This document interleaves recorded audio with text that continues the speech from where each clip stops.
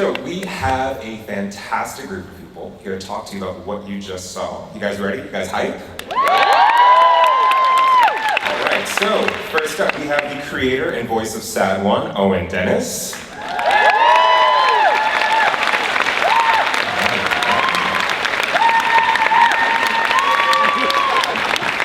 We also have supervising director, Maddie Gurgle.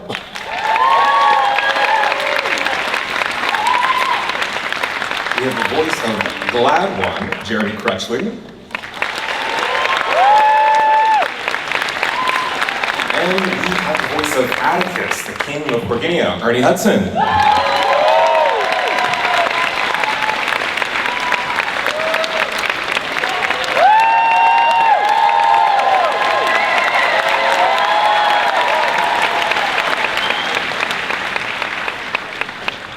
So even though you guys have just seen the first episode, I feel like there's still so much about Infinity Train that you just really want to unpack, and who better to talk to about the series than these people up here. So we're just going to get right into it, yeah? I want to start with you, Owen. Yeah. You're a Cartoon Network vet at this point. You know, you've got mad experience. I think a lot of people know you from your work on Regular Show. Yeah. So, before everyone had a chance to see the first episode, I think that there was only so much that you could say about Tula's backstory. Yes. Now that, you know, everyone sort of knows where she's at, talk to me about how you sort of came up with who she is. Like, talk to us about Tula. And, Yeah. Okay. Hey everybody. So, the whole concept for Infinity Train in general happened when I was. These stories are going to sound kind of like, oh, I thought there was going to be some sort of like magical element to this, but no. I woke up on a plane when I was over an ocean, and I was looking around, and I was like, oh, everybody's looking into screens. This is creepy and weird, and that's it.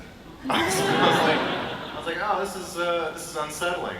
I can make a show about that. And it's just this sort of unsettling feeling that I enjoy.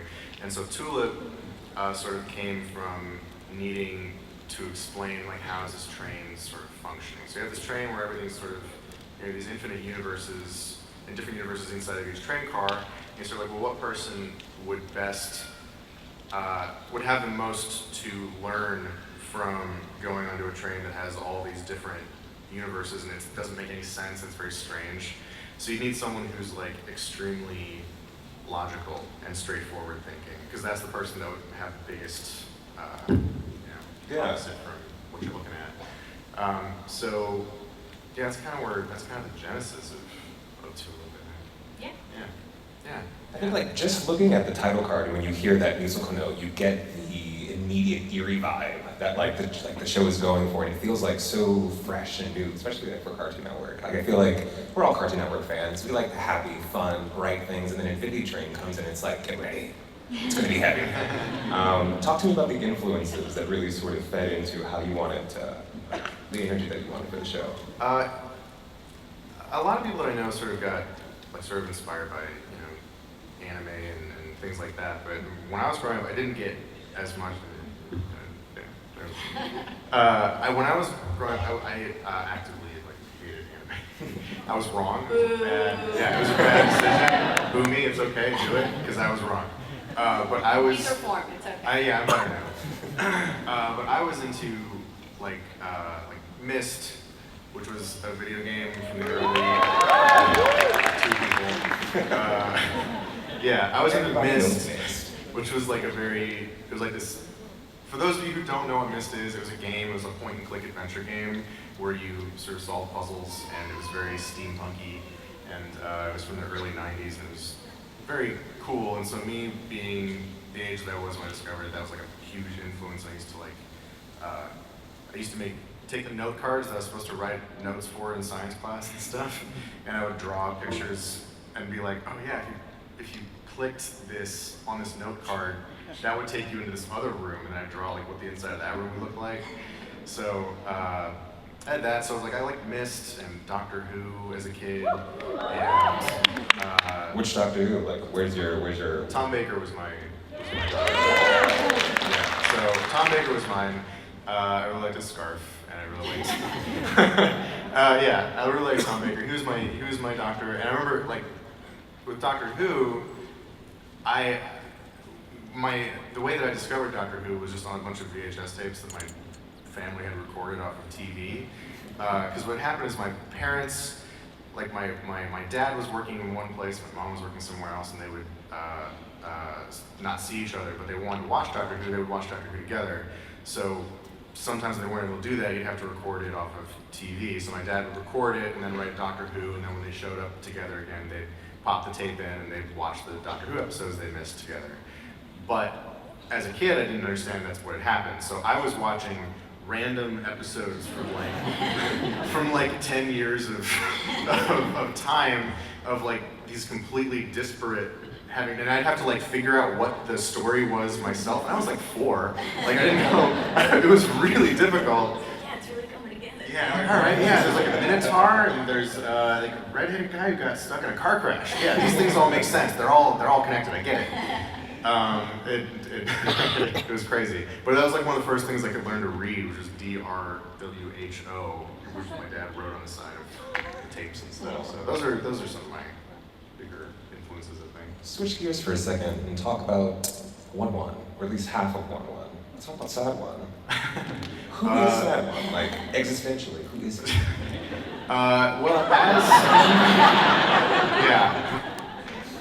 That's me, the one on the right, the one on the left is, I don't know who that is. We generally refer to them both as 1-1. We say Sad One, Glad One, just because it's easier to say it when you're like recording lines and stuff. Yeah, writing a script or something. Yeah, but like they're the same person. They're just sort of two sides of one coin. Yeah, exactly. Like we're two completely, yeah, that's exactly. I'm the line that goes down the middle. Exactly. Yeah. He's he's just kind of morose. He's a downer guy. That's not much to it.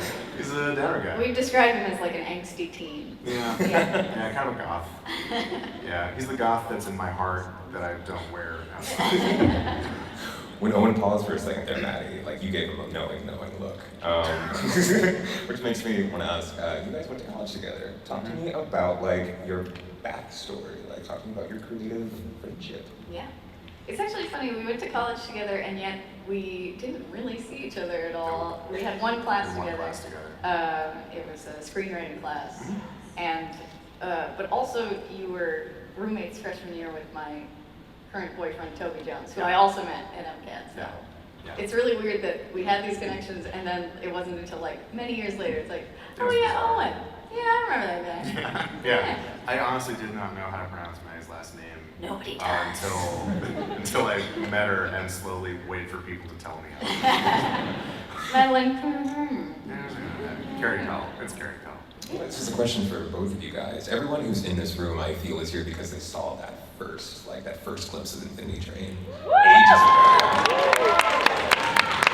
It's one of those instances where something goes up on the internet and then everyone hears about it and you don't hear about it, and yet the hype was still going. What do you think about it? What do you think about the premise of the show itself, that makes people so game to get onto it? Yeah, I think a lot of it has to do with the actual infinity element of it, and like you really have no idea what's going to happen. And I think that Pilot does a really great job of introducing so many different things that are like, well, what does that mean? Well, what does that do? Oh, does that relate to, well, what is that? And it's just, it gives you all these threads and you so desperately want to like close up, like what does it all mean? It's very lost in that way, but yeah, I think it does a great job of introducing a bunch of elements that really spark people's imagination, and I think people want that conclusion to it. Yeah. You don't voice a character on the show, but like, if you had your druthers and your dizziest daydreams, what kind of character would you voice? What kind of character and like what kind of world on a train would they be from? I like to voice someone kind of hoity-toity or fancy. I don't know if you want that. Yeah, this is a character design that is somewhere in the show. You'll see it someday. Yeah. But I did have blue hair at some point, so it is more accurate than you're thinking. But yeah, I think if I could voice a character, it'd be someone sort of fancy and hoity-toity. Yeah. You do a good job. Oh, thank you. I want to talk about Glad One, but before we do that, I want to, it's a bit of a two-parter, because you guys are, linked in the show. You voiced Glad One, Jeremy, but Owen, I want to talk about casting. Like when Yeah. you look at Jeremy's like resume, Yeah. you don't necessarily think like, oh, he would be great to play an effervescent, ebullient, happy robot. You know, we're looking at Doomsday, Lord of War, Black Sails, and Hannibal, and like Glad One. Sure, why Good not? stuff. But what is shows. it like? What is it about Jeremy's performance that really just spoke to you? So when I'm listening to casting, what happens is I lie on my bed with my laptop, and I lie down and I just sort of click, click, click through like auditions, and I did that with both Ernie and Jeremy, and Careful, man. no, it's okay, it's good. No, it's a good story. It's a good story. That's our And kid, basically, you're here. yeah. Basically, what happened was I would listen to all these different performances, and all of them were very, like one's kind of like, they played them as kind of stupid. One isn't stupid. He's just kind of naive. And so something that I really enjoyed about Jeremy's performance in the audition was that his reads were like one's thinking, he's just saying stuff that it doesn't work. So like, one can think. It's what actually comes out doesn't make any sense. So like there were like these pauses and it sounded thoughtful. I guess that's what I was into about it. They sounded thoughtful even though what he was saying was absurd. All the time, I'm hugely relieved. Yeah. We have a quick plot twist, actually. Surprise, surprise, everyone. The voice of Tulip Van Helsing, Ashley Johnson, happens to be here. We would very much like to bring her out.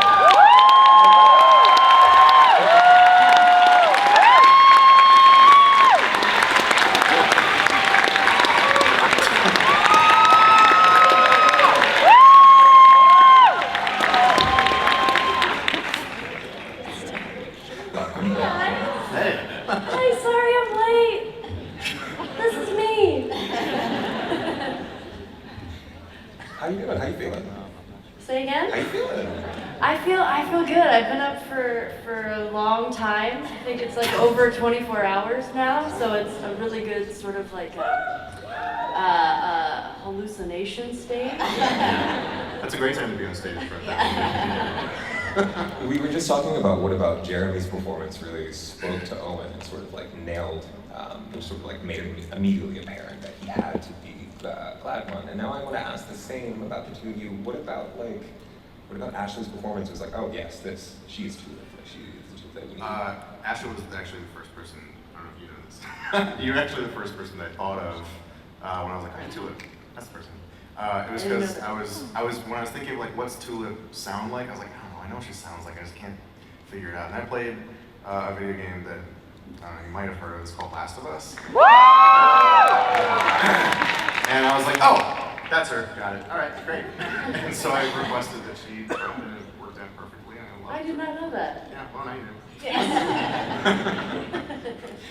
do. Who is Tulip? I asked this a little bit earlier, but now that you're here, I'm going to ask, like, is you the person who inhabits her in your mind? Like, what kind of person is she? Oh boy. Well, I just to start out, I throughout the course of recording this show, I'm outrageously obsessed with this cartoon. Like I every time I've gone in, I've been like, when's it coming out? Like, I need to know. Like I really want to watch it. I really love it a lot. And I would feel that way even if I were not a part of it. Like I'm so excited for you guys to see it. But I think for Tulip in particular, I was very much drawn to this character because she's just different, and she's kind of into some, weird and fun things, and she's just also kind of normal, and it's I feel so lucky that I get to play her, and the stuff that we've done throughout the course of the episodes, and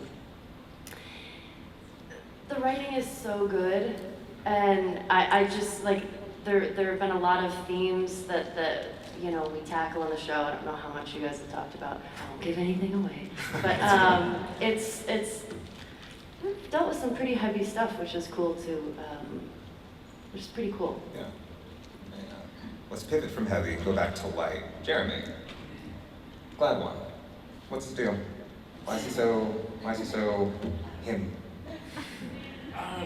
Yes, Gladwell. First of all, let me just backtrack a little bit just to carbon datas. Yeah, that's part of the same thing. My doctor was the first doctor who, William Hartnell, and then the second one, Patrick Troughton, when he took over. And I used to watch that show on a black and white TV, the opening sequence. Indirectly, this will lead to Infinity Train. And I would cower behind our sofa in Dartford, in England, and with that opening, kind of thing, and all that was done with the BBC Radiophonic Workshop, and that excitement and fear, and I can't wait for the next thing, and I'm glued to watch it from that young age, connects in a complete and uninterrupted arc to the pleasure that I also take, and I think we all do, in a natural excitement and link to the fun that we have in Infinity Train, where there's this, maybe the music has changed a little bit, but in fact, one of the things I do, I'm jumping around all over the place, one of the things I love is the fact that I can do a specific direction, tuneless singing, which suits me perfectly. Anything works. And the unexpected, the sequence of, as you were saying, what can possibly happen next, probably will, and the sheer diversity of it. So I hadn't really thought about that until you mentioned the Doctor Who thing, and I thought, yeah, that's part of the source of where you draw things from. So for Gladwon, it's, although my instinct when I was auditioning for it, and I play both parts because I'm one of those actors, I'm like everything. I was attracted by that split personality, that thing that you are both, oh, I can't stand this, I've got to be up. And I thought I was more likely casting for the part that you play so damn well. And it sounds great double act. And I wanted to, but I had to sort of kind of fight that and fight intellect. I'm always looking for, maybe there's more in there, more, and maybe that was my thinking stuff. And happily I didn't overthink that one, and it came to be. So this little guy sparks off things in me going way back, and that I can bring into the present. Every time we're doing these recording sessions, I just go in with that feeling like, oh my God, you're just going to be presented with so many more electric moments and surprises that are just beautifully crafted, and it's like being in an animated kind of Dali surreal thing that just got to my humor. It seemed like all those things from the Goon Show through Python, through Verona Martin's Laughing, all the comedy stuff had a natural kind of flow to this, and I've just connected. So I was really happy when you said yes. That was my short answer.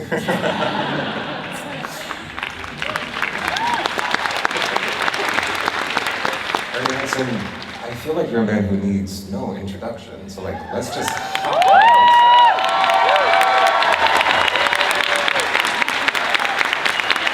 So aside from 1-1, you can, depending on what they're feeling like, be either really helpful or just detrimental to the mission. Atticus is really sort of seems to come off as the voice of reason within within the team. What kind of energy do you think that he brings to the team, aside from being, a monarch? What role does he play as a part of the trio? Well, I'm not sure. Corgis are, and it's kind of an interesting breed.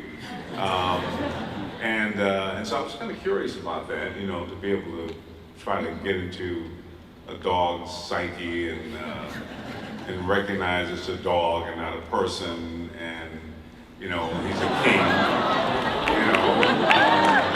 I kind of like the idea of being king, period. Any kind of king works for me. So So yeah, and I was curious from the beginning, and still curious, still trying to find where that is. I love the bravery and yet the caution and the mix of, you know, all that I saw in the script that I see in my dog. You know, my dog is very brave, but he'll bark over his shoulder while he's running away. You know what I'm saying? So yeah, but it was just a lot of fun. Yeah. So this is for everyone. Now that everyone's been introduced, I want to get a bit of interplay with you guys. What are the parts of the series that really kind of speak to you on like an emotional level? Like I feel like just in the pilot, or rather the first episode alone, there are so many emotional beats that pretty much everyone in the audience is like, oh yeah, I can see myself in Tulip and having her depression about what her parents are going through. So like what for all of you guys really sort of jumped out and like hit you hard? Can I just chip in on one thing there? And it's an accolade for Ernie. And actually, when I've been, you know, down or whatever or confused, there's a comedy gold moment. It's in the pilot where on this quest, on this search, Tulip tries to get Atticus out of the door, and it's just brilliantly played, and it's that lovely state we were just talking about.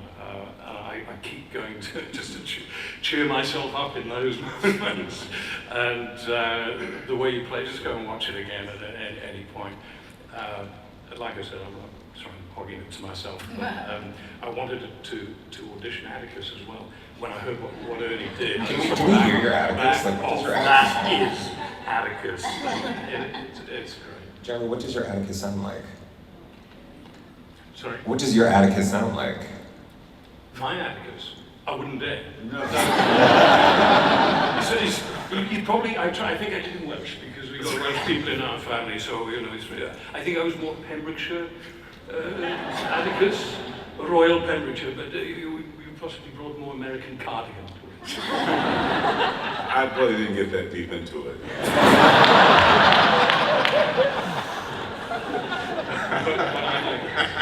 Well, I'm glad I got the job, but Oh, and like this feels very much like it comes from a deeply personal space. How much of yourself have you poured into Infinity Train? Oh, zero, it's all surface. Hi. I mean, it's a pretty personal. I mean, I came up with it in like 2010, so it's just been a very long process to get here in the first place. We didn't have a certain passion for what Tulip was going through and what's going on. I in the mean, story. speaking of surface, you go pretty deep into those Minnesota references. Minnesota, anybody? Who's going to State Fair? So yeah, no, there was a point when I was like, I don't know, maybe she can be from like Michigan or something. You know, it can't be just where I'm from. That's crazy. And Manny was like, why? And I was like, yeah, I guess. Maybe from Minnesota, that makes sense. I guess. Was this core story always going to be about Olive trying to do what her parents won't do for her and just like take her initiative and just get caught up in the adventure, or?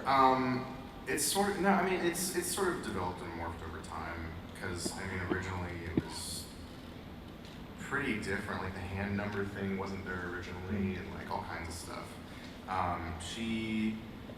She developed as we figured out what we sort of needed for the core. Like once we figured out like her main emotional journey, we figured out who the perfect person to become that start in the beginning sort of was.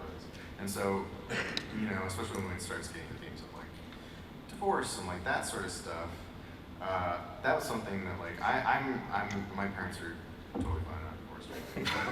But you know, I try to remain sensitive to that sort of thing, and we have some of our writers had that happen to them when they were kids, and some of the execs, and you know, a lot of people have had their input on how this should be handled.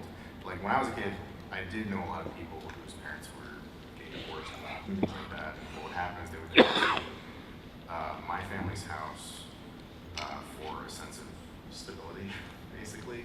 So you end up with, I remember having long conversations with my friends when I was a kid of them just talking about what was happening in their life. So I remember them explaining to me what was happening, like as it was happening, as we were kids, like that sort of stuff. And so I felt like it was kind of important to make sure that it honors what they were feeling and going through at the Yeah. time. I think one of the things that draws me to the show, and especially Tulip as a character, is just all these like complex internal machinations that are going on, and like we really try to focus on that in the show of like what is Tulip going through, how is she feeling, how is she dealing with this, and in a lot of cases not dealing with this, and I think that says a lot about her too. But I thought that was one of the more interesting things about the project that I was really excited to work on. Yeah. Actually, without spoiling anything about, the series, how can we expect to see Tulip really like grow and evolve over, She grows to 6 feet tall. That's how much she grows. 6 feet even. 6 feet even. I didn't even choose like an exaggerated number. Like you can be 6 Nope, feet tall. just exactly 6 feet. I don't want it. You guys can watch it. You guys can watch it. You'll have a good time. I promise. You'll have to watch and find out. I think we have a little bit of time for Q&A. If anyone has any questions, any burning, pressing questions that they want to ask about Infinity Train. Why they get a spotlight? You have a question.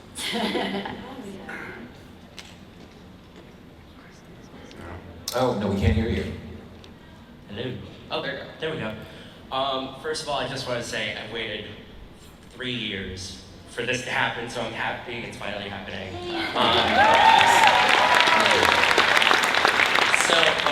Owen, you were kind of talking about Myst and other kind of video games that kind of inspired this. So I was curious of everyone on the panel, what were some of the games that you maybe played now or when you were younger?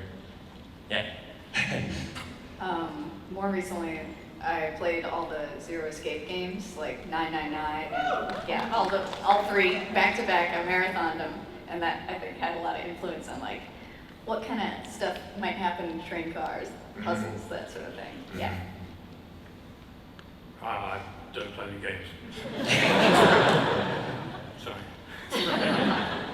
The only game I ever played was Tetris, and I got so obsessed with it, I just, so it actually, I realized that I could just get so lost in it that I'm afraid of games, actually. I am actually still playing through Red Dead. Love it. And I'm still playing through Mario Odyssey. I'm so close to being done with that. Just trying to get all the dang power moons. And I also just finished this game on my iPad that's so good called Hidden Folks. And it's kind of have any of you guys ever heard of it? Okay. It's really good. I don't know them, but I think you should go download it because it's really amazing. The artwork is so good, and it's kind of like a Where's Waldo, but like you get clues of a, it's like a campsite, and then it says, go find I don't know, a sock. That's a really terrible example. It's a great game. So that's my playing video games is kind of my preferred choice of entertainment. Overall, feels very puzzly up here. I've been to Baba Is You lately. That's a good one. Yeah. Puzzle is. Thank you. Thank you. Hi, I was wondering, what is your favorite train car that we have to look forward to?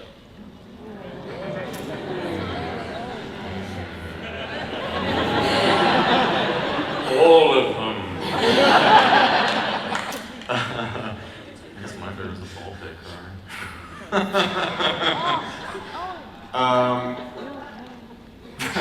I can hear my writer laughing over there. I'll say that one, yeah. I'll go Baltic car. You may have seen the train going around San Diego, but the Crystal car, I think that'll be a good one. The Universal fart car just Yeah. can't be eclipsed. What could be greater? Like, aside from the, like, does anything happen on the fart car aside from farts, or is it really just No, it's just farts? sparks. It's a white ray. I mean, that's what it's called. Fart was an acronym, maybe it was like a new No. message, just farts. Flatulent, anus. I don't know. I probably shouldn't say anus, but It's part of the human body, we're all mature people here. other cars. I mean, that's a part of the journey, Yeah. is figuring out what the cars are, because sometimes when you get in them, you don't exactly know How they're gonna go. how. In a way, it's, Sorry, what is the answer? sorry, But I actually was gonna say the fart car because it's speaks to everyone. a pretty quick. There's an entire episode. Because farts are hilarious. I was going to say some of the excitement for me has not actually been the cars, which are extraordinary, and each one keeps happily surprising you. It's almost the transitions between them and what it takes to go there, to escape the one, to get to the next, and what the hell are you in out of the frying pan into the fire often, and it's those parts of the story that I've often been so much more fascinated with, is the transitions. It's not the destination, man. It's the journey. Journey. I know for me, when you record cartoons, and sometimes you get the scripts beforehand, sometimes you don't. But with this one, whenever you guys would send the scripts, I was ravenous for them because they were just so good. Like I'm so excited. Any other questions? Hello, my name is Maxwell. I want to say all of you are amazing. My question is, when the pilot dropped on YouTube, were you expecting to be as big so that it will become an actual TV show? No. I was like, cool, maybe it's gonna be like a couple thousand views, that'll be neat. And like that was it. And then it kind of blew up a little bit. And that was also neat. It was really unexpected, the amount of feedback that I got. And I am very thankful for the amount of feedback that I got, because I'm 100% certain that that's what helped us get the show in the first place. So you guys helped us have that. Good job. Thank you so much. Yeah. I would just like to chip in on that. I wondered what took so long, because I think most of us as artists, certainly speak for myself, I thought first reading it, that same connection, I thought, oh, this just has to be out there. Had that kind of instinctive, visceral connection with it, and the pleasure of that first pilot where we worked as an ensemble in the recording studio, although later we've had to be in separate studios. That connects, that feeling still connects. And I thought, this is inspired. It wasn't even a thought, it was just that sense you get. This is inspired, it's going to inspire other people. The love we had for it then and continue to should overflow. I'm available tomorrow. Does it have to be this long? Understanding what care has been taken about that production, I was just knocked out before we came on, seeing just how exciting and beautifully the artwork and the soundtrack all comes Oh, the together. music is so good. Isn't Did it? you guys talk about the music? No, it's Chrome Canyon. It's great. Oh, so good. Check out his album, Elemental Themes. Okay, we got time for one more quick question. Hi. During the production of the pilot, did you already have an endpoint for the story in your mind? And if not, then how? Roughly. I had a rough idea of how I wanted the show to go. Things changed a little bit from the pilot, here and there, it's pretty close to whatever it was I was realizing. It's pretty. I mean, I can't think of it in any other way than what it became now. So like it started the way I hoped it would. It has a conclusion the way I hoped it would. Like everything feels very contained and it works. And I was really thankful that Cartoon Network gave us like the freedom that we were able to have with it, because every time we were sort of like, we want to go this direction. I'm like, yeah. And they let us like do things that I think most cartoons, especially cartoons aimed at kids and stuff, don't really get to do. And so we had a lot more freedom, I think, than most shows get. I'm very thankful. Someone earlier asked a question about what other cars they might be seeing on the train, and while no one on the panel wanted to answer the question, we have something to show you that gives you a little glimpse of what more there is to see. You guys ready? Thank you guys so much for coming. Again, Infinity Train will be on 5 nights beginning August 5th at 7:30 on Cartoon Network. You guys have a fantastic time.